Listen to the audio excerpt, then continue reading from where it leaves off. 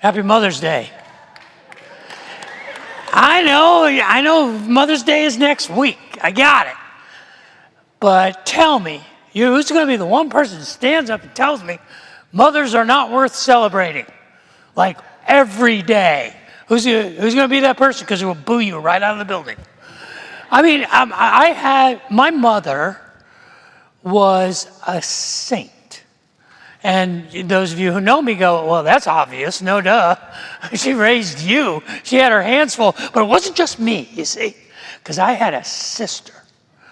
And the two of us define sibling rivalry. You look it up on Google, you look up sibling rivalry, and it's me and my 14-month younger sister, Carol. And there's two reasons why we had basically a lifetime of antagonism. And one is because she's an Amazonian genius. She is currently 6 feet tall, and she never got a B in her life. She's one of those obnoxious straight-A students. She graduated, she was a National Honor Society member. She got a full academic scholarship to Duke University. She graduated magna cum laude. She has a PhD in microbiology from NC State. She is the chief scientist for a company called Agilent Technologies. She travels around the world teaching postdoctoral students how to use mass spectrometers and how to do research at the microbiological level. And she publishes papers with titles that I can't even pronounce. A paper that she published that received international recognition was a paper on neuroproteomics, something. It's the study of the chemicals that make up our nervous system. You know, we don't have copper wires running through our bodies. Our nervous system is made up of molecular organic compounds, and she was leading the study to figure out what these compounds were and whether or not it was possible to regenerate these compounds. You can imagine if she was successful and they figured out how to regrow nerves for spinal cord injuries or for diseases that deteriorate the nervous system. This is the kind of stuff that my sister does. And she's my younger sister. And you don't understand, unless you are a firstborn, that that's not supposed to happen. Because if the first reason is that my sister and I had a sibling rivalry was because she is an Amazonian genius, the second reason is because it's not her job. It's my job. I am firstborn son. I'm the king of the house. You watched the coronation in England yesterday? That's supposed to happen to us as firstborn children. We are in charge. We're the first on the scene. We are the ones who know. There's our parents and us and the rest of the kids. That's how it's supposed to work. Now, this birth order theory is not something that I came up with. It's something that psychotherapists have been studying for over 100 years. It got its foothold back at the beginning of the 20th century in Vienna, in what was a Viennese Freudian psychotherapy community. And on the vanguard of the research that Sigmund Freud was doing, there were a group of psychotherapists there in Vienna, led by a man named Alfred Adler.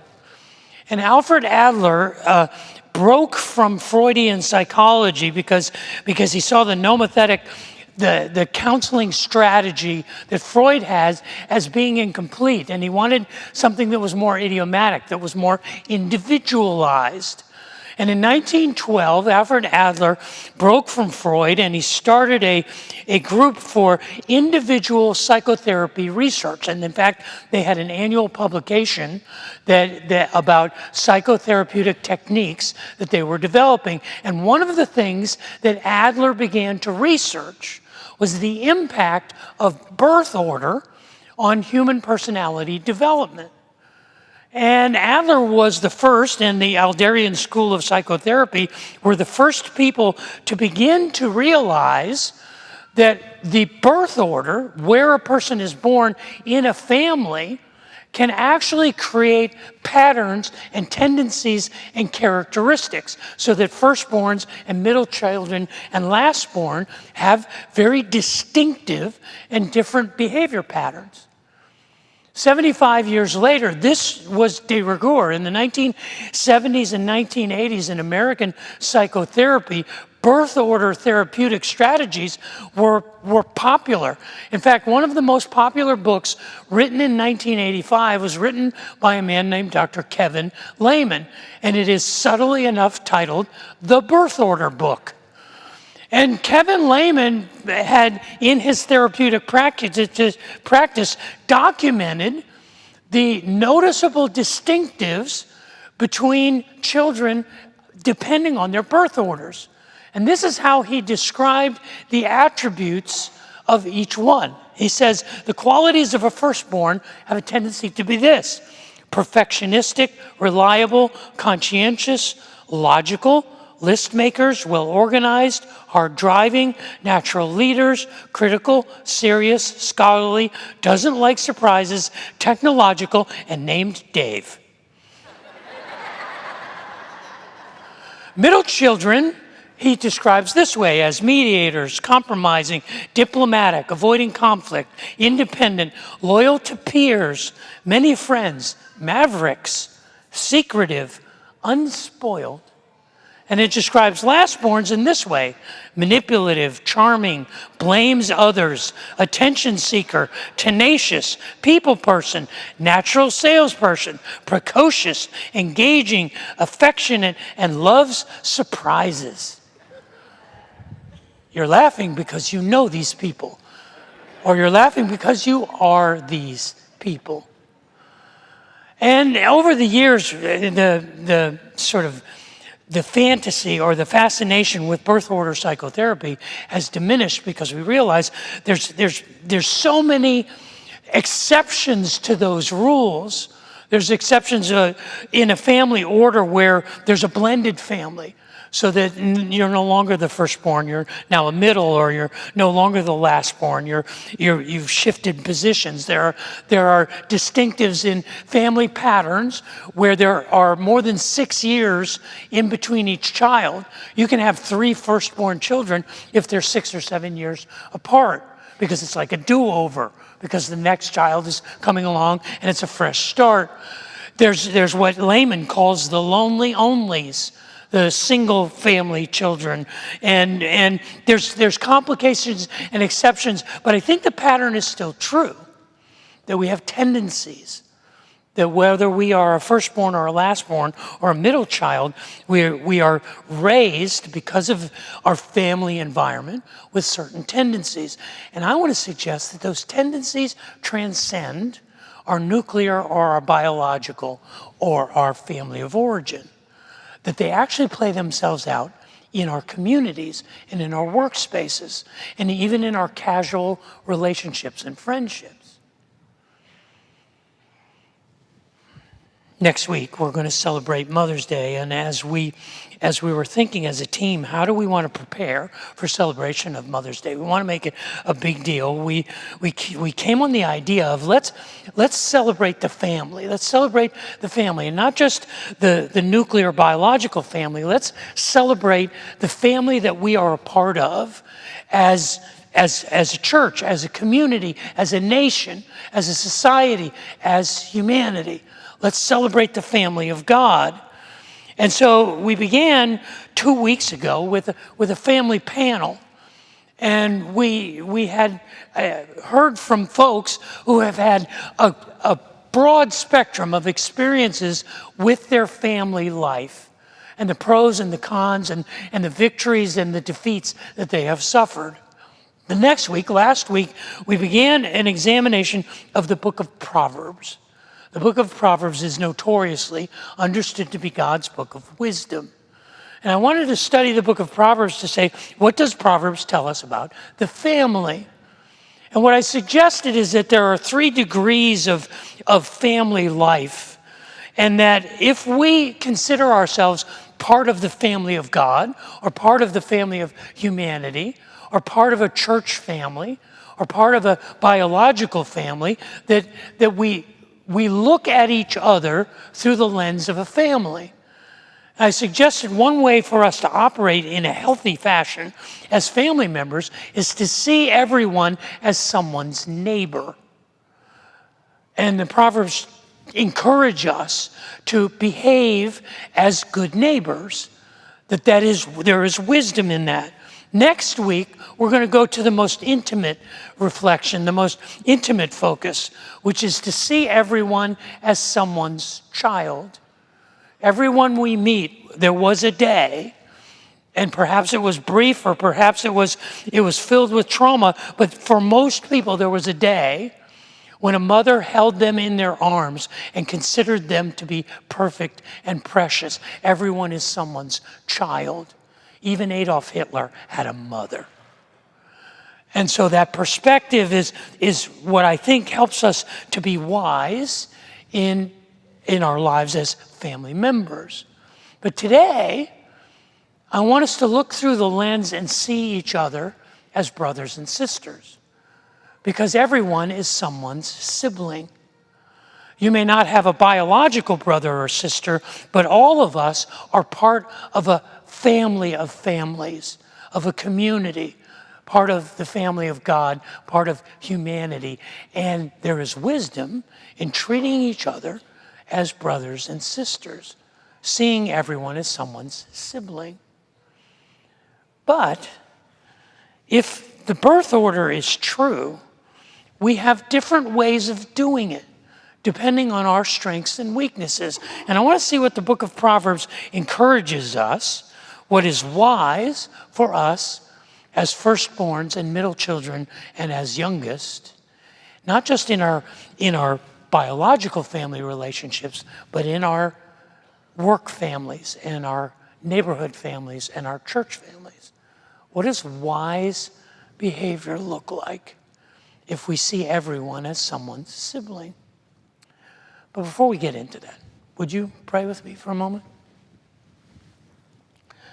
Father in heaven, I would ask that the words of my mouth and the meditations of my heart would be pleasing in your sight, that you would use your word spoken by your servant, anointed by your Spirit, to change our focus and to cause us to cherish each other and perhaps even everyone we meet as a brother or a sister, as someone worthy of consideration and affection.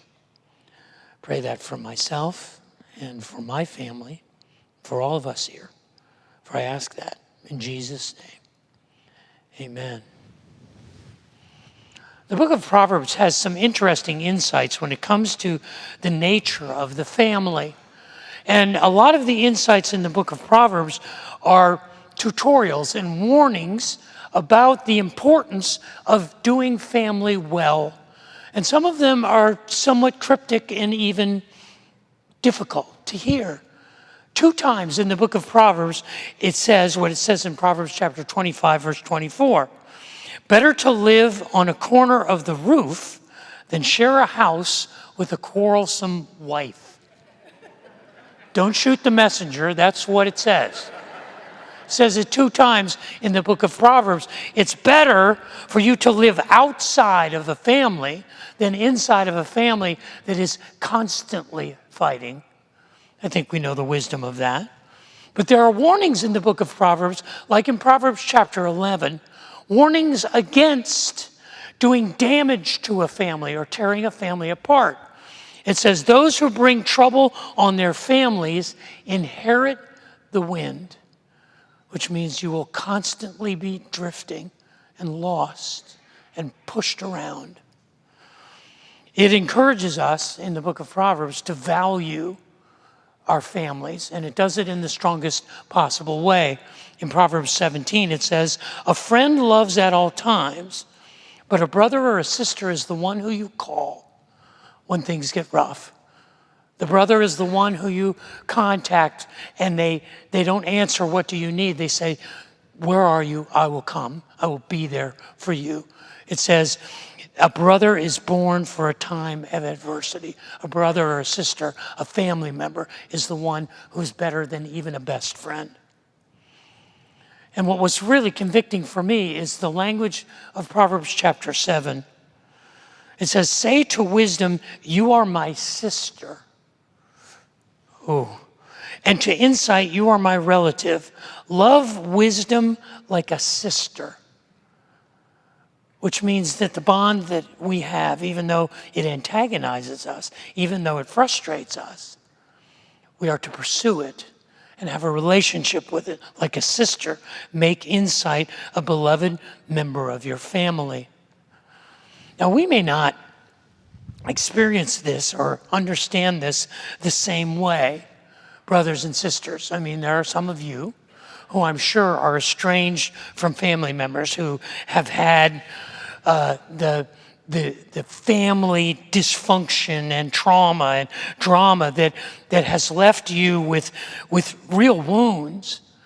And I'm sure that all of us realize that the ideal kind of family paradigm is rare and difficult to come by and is fraught with challenges and limitations and problems. But I think we all know, like transcendently, kind of know intuitively, that there is a special kind of relationship that we should all value. That there is this ideal, someone who is more reliable than a best friend, someone who has always got our back, someone who is always on call and always available. That kind of person, if that kind of person would exist, that is what we would call a brother or a sister. And the evidence that I know that we all have that sort of inscribed in our spirit, in our soul, in our longing, is that's what we call people when we're looking for that special bond. When you join a fraternity, you call the other guys in that fraternity your brothers. When you're a sorority, they are your sisters. When you're in combat, these are your brothers in arms. And we understand that the ideal nature of the sibling relationship is closer than a best friend, is more reliable than a neighbor. There's something biological that connects us. So how do we function in a community? How do we function in a church? How do we function in the workplace? How do we function in society at large as brothers and sisters? Given the fact that we each have our unique strengths and weaknesses, particularly if you believe that we have strengths and weaknesses as according to our place in our biological family. I think the way that we find our place as brothers and sisters with each other is by doing two things: leading and serving. You see, firstborns are great at leading. Firstborns have a tendency to want to be in charge. But I think a healthy way that we see one another as siblings, as everyone as someone's brother or sister, is that we have the opportunity, when we have the opportunity to lead, we serve others by leading. All of the data that I could find indicates that firstborns have a predictable pattern of wanting to be in charge. There was a scientific journal that did a research over 2 generations in Great Britain, and they found, for better or for worse, that the firstborn in a family generally had a higher IQ than their younger siblings by at least 2 IQ points. All of the firstborns in the room were going, yeah, I knew that was true. And all of the younger siblings are like, that is so not true. My older brother or my older sister's an idiot. There was a study at Brigham Young University. They did it over 2 generations.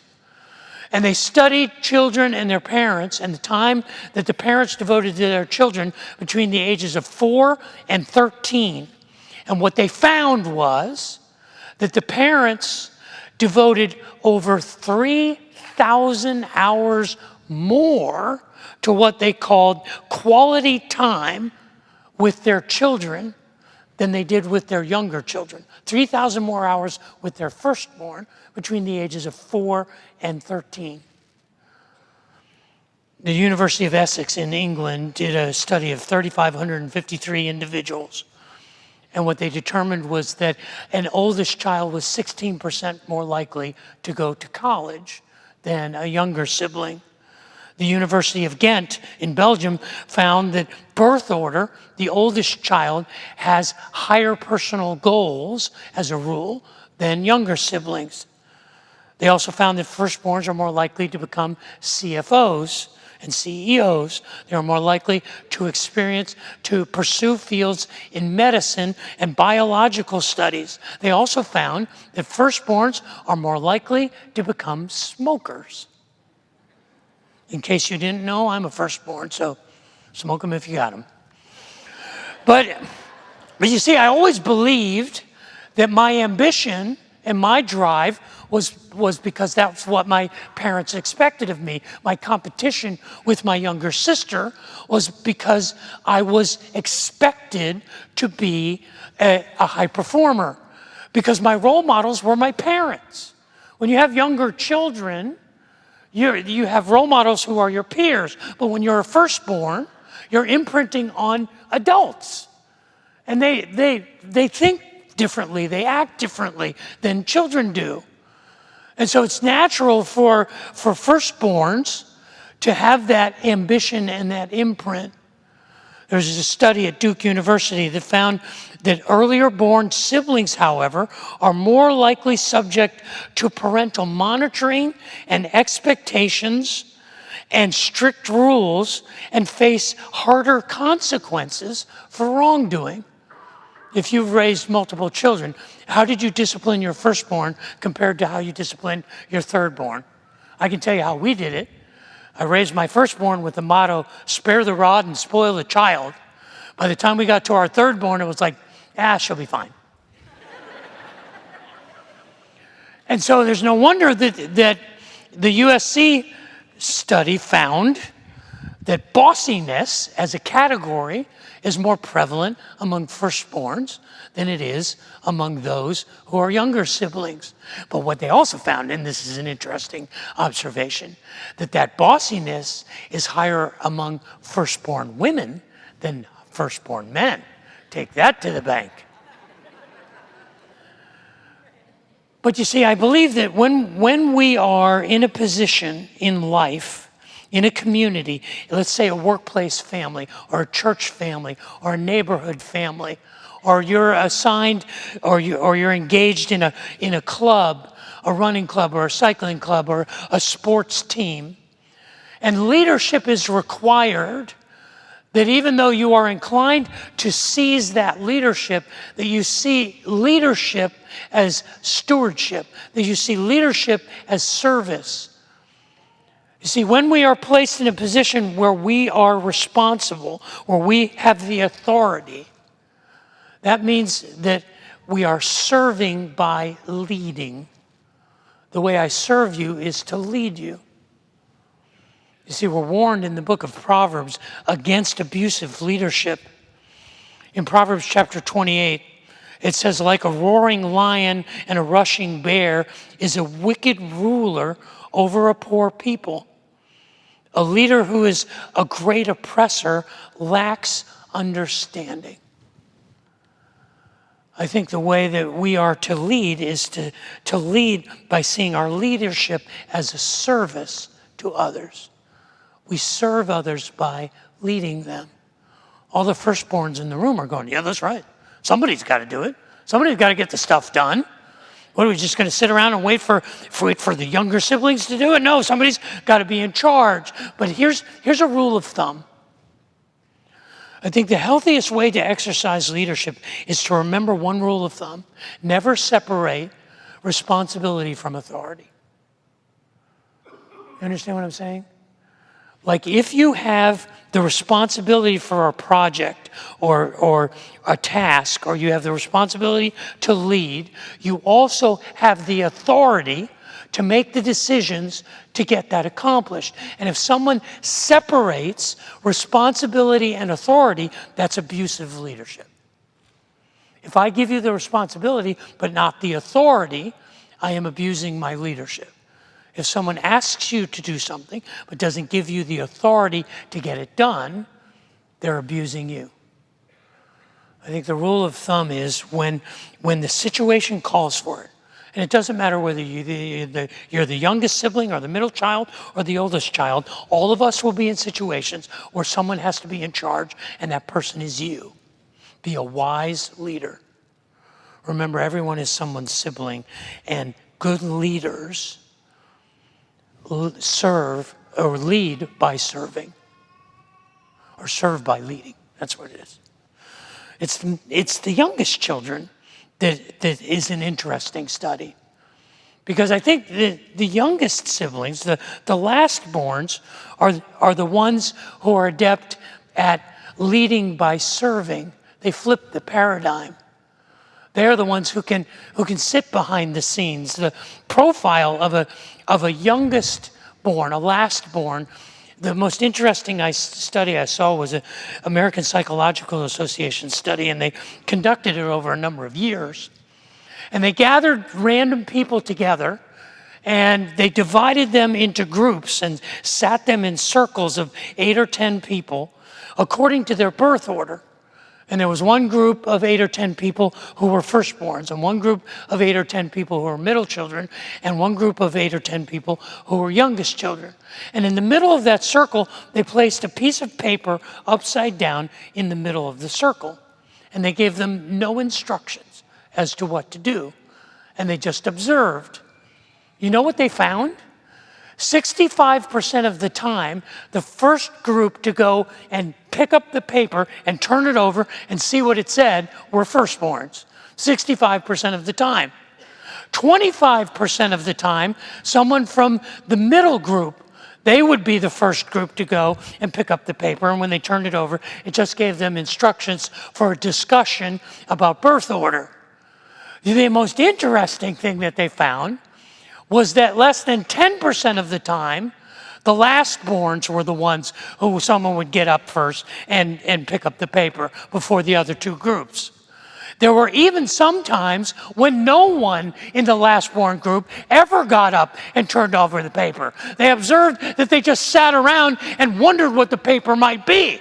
They talked about how they felt about if they weren't supposed to turn over the paper, and they never went and picked up the paper at all. So they modified the test, and they mixed the groups, and they had firstborns and middle children and youngest in groups and performed the same experiment. And the statistics were even higher. Almost 80% of the time, one of the firstborns in the group would go get the paper. Just about 17 or 18% of the time, a middle child would get up and turn over the paper. Almost 1 to 2% of the time, it was the thirdborn, the lastborn, who would go and turn over the paper. Studies that have been conducted about the characteristics of birth order have revealed some interesting observations that don't make sense. In Major League Baseball, lastborn siblings steal more bases than firstborn and middle children combined. It's almost 10 times more likely to be a proficient base stealer, a thirdborn. If you do the math on that, you figure they've grown up getting away with stuff. While their older siblings were over here getting the attention of their parents, they were over here doing stuff.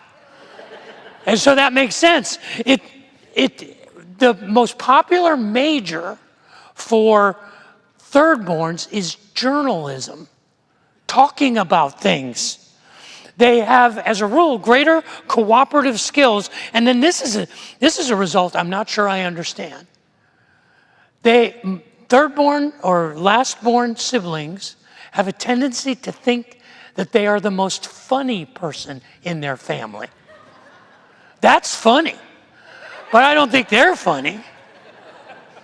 But the interesting thing about being a thirdborn, like when you are put in a situation, let's say you're a firstborn or a middle child, and you are in a group setting, and in the group setting, you are simply a participant. You're not a leader, you're not a key contributor, you're just one of the drones that gets things done. And we all are in situations where we are the lastborn. We are the least qualified. We are the plebes. We are the freshmen. We are the rookies. We are the new person in the group. When you are in that person, you lead the group by serving the group. You set the example. Because it's leadership. It's leadership to live a life of service. You don't have to be the leader to lead by serving. How do I know that this is true? In Matthew chapter 20, Jesus said this: "Whoever wants to be a leader among you must be your servant. And whoever wants to be first among you must become your slave. For even the Son of Man came not to be served, but to serve others and give his life as a ransom for many." See, sometimes we are called to the role of the firstborn, and we are called to serve others by leading them. Sometimes we are called to the role of the lastborn, and we are called to lead others by serving them. And sometimes we are called to the role of the middle child, to be the mediator, to be the child in the middle. And that is when we are called to be servant leaders. In the 1960s and 1970s, the psychotherapeutic community came up with a diagnosis called middle child syndrome. Perhaps you have heard of it. Perhaps if you were a middle child growing up in the 70s or the 80s, you were diagnosed with a middle child syndrome. And the middle child syndrome was characterized by how this person felt. And these were the feelings that characterized middle child syndrome. Not feeling special. Feeling like they get less parental awareness than their siblings. They feel like their friends are more reliable than their family. They feel like they are always the last one who is asked to help or for their opinion. They are more protective over their friendships and relationships outside the family than they are of their family relationships. They feel overpowered and dominated in certain situations, and they are more likely to feel ignored or neglected by parents. Now, in the 30 years since the middle child syndrome became popular, it's been virtually debunked. In fact, the American Psychological Association refers to middle child syndrome as a hypothetical condition.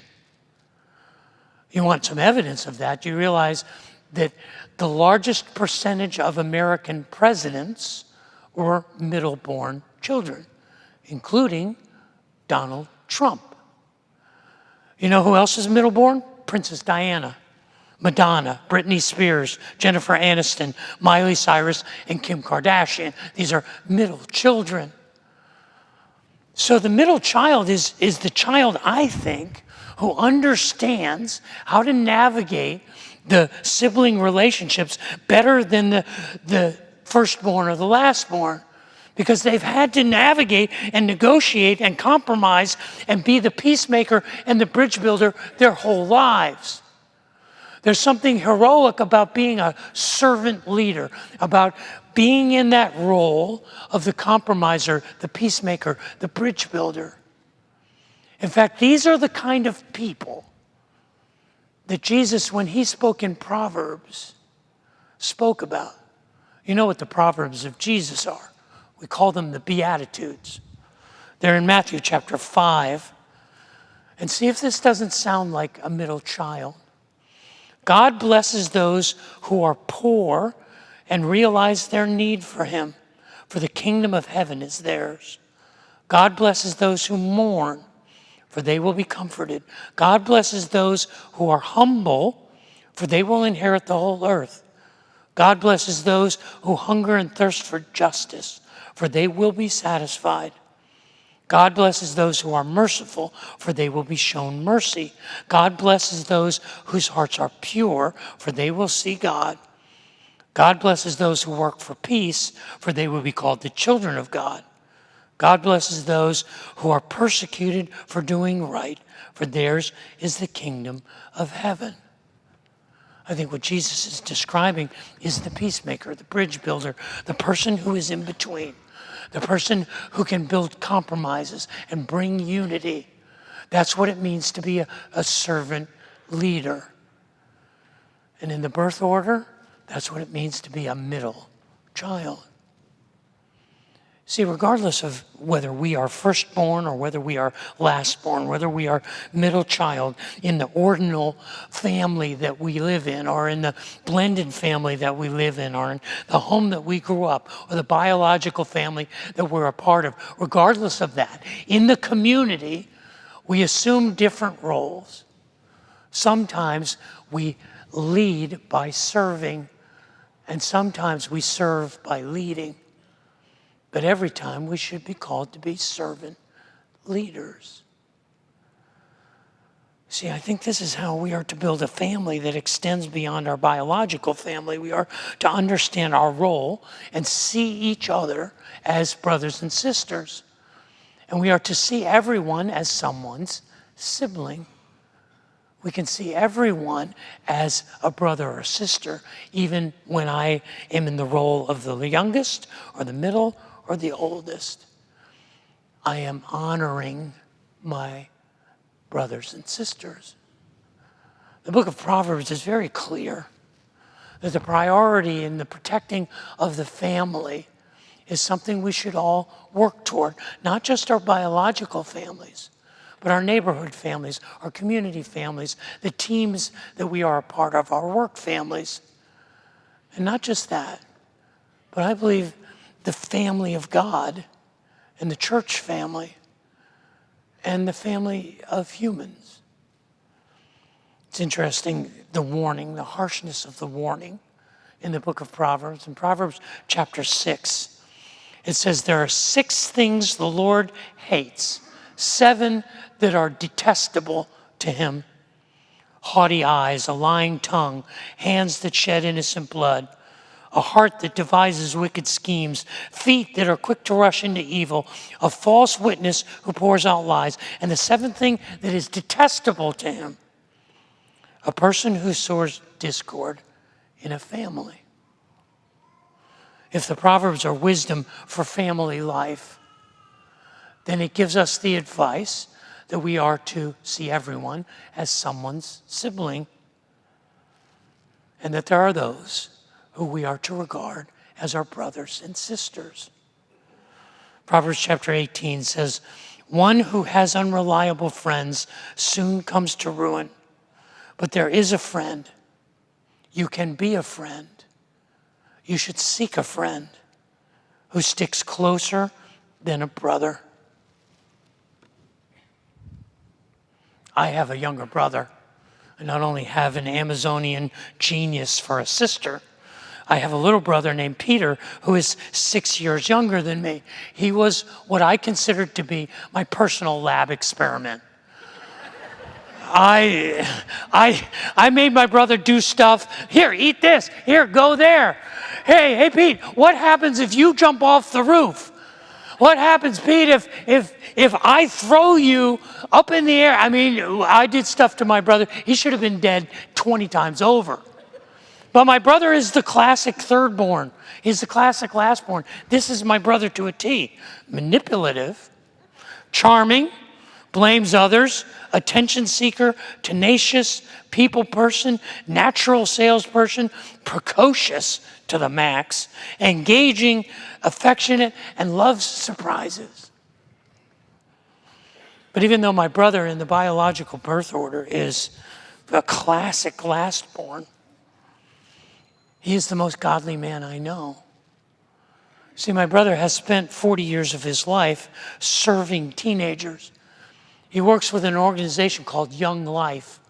He spent the better part of 30 years at a camp in Northern California, doing the things that no one else was willing to do, cutting down trees and making meals and repairing buildings and serving so that these students and teenagers, tens of thousands of them, could come and find faith in Jesus. And my brother did it without a concern for his personal health, his personal wealth, his personal well-being. Today, he is married to a beautiful woman and has 2 daughters, and he works still with Young Life. He is the regional director for Asia for Asian Ministries of Young Life. In fact, today, this day, which is already tomorrow, he is in the Philippines at a conference with 2,000 Young Life leaders from all over Asia. And I asked Peter, I said, are you speaking there? He says, no, I'm just going there to help. Just going there to make sure everybody has what they need.